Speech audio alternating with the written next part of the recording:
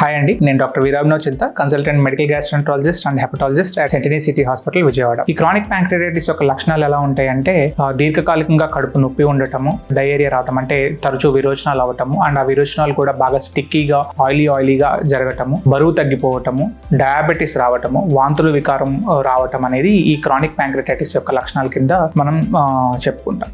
So ఈ chronic ప్యాంక్రియాటిస్ ని ఎలా డయాగ్నోస్ చేస్తాము అంటే ఫస్ట్ ఇమేజింగ్ స్టడీస్ దేనికి హెల్ప్ అవుతాయి అంటే మన ప్యాంక్రియాస్ యొక్క స్ట్రక్చర్ ఎలా ఉందో స్టడీ చేయడానికి మనకి ఇమేజింగ్ స్టడీస్ అనేవి హెల్ప్ అవుతాయి. సో దీంట్లో మనము సిటీ స్కాన్ పరీక్ష కానీ, ఎంఆర్ఐ పరీక్ష కానీ, ఎండోస్కోపిక్ అల్ట్రాసౌండ్ స్కానింగ్ పరీక్ష కానీ చేసుకొని ప్యాంక్రియాస్ యొక్క స్ట్రక్చర్ ఎలా ఉందో తెలుసుకోవడం జరుగుతుంది. అలాగే ఫంక్షనల్ టెస్ట్ చేయడం వల్ల ఫీకల్ ఎలాస్టేజ్ టెస్ట్ కానీ, కైమోట్రిప్సిన్ టెస్ట్ కానీ, ఈ ట్రిప్సినోజన్ టెస్ట్ కానీ, ఈ టెస్టులు చేయడం వల్ల ప్యాంక్రియాస్ యొక్క ఫంక్షన్ ఎలా ఉంది అని చెప్పి తెలుసుకోవడం జరుగుతుంది. మనకి అమైలేజ్ లైపేజ్ పరీక్షలు చేయడం వల్ల అప్పుడు అక్యూట్ గా ఏమన్నా ప్యాంక్రియాస్ వాపు ఉందా లేదా అని చెప్పి తెలుసుకోవడం కూడా జరుగుతూ ఉంది. Thank you.